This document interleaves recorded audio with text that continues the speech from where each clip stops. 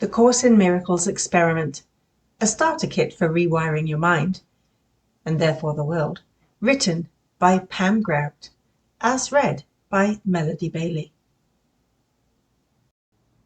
The Course in Miracles Experiment, Day 22. No longer using my thoughts to attack myself. If beating ourselves up worked, we'd all be thin, rich, and happy by now. Cheryl Richardson.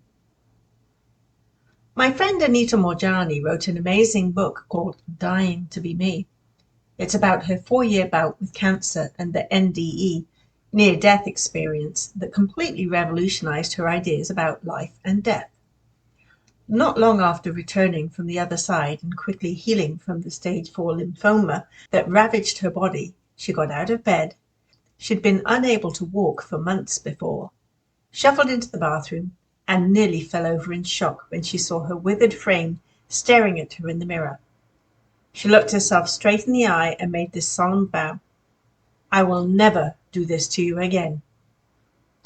Until she got cancer, Anita says she was afraid of everything. Like so many of us, she was a people pleaser. She worked hard to be liked, to be a good person, to be spiritual, to be a good employee. She tried to eat right.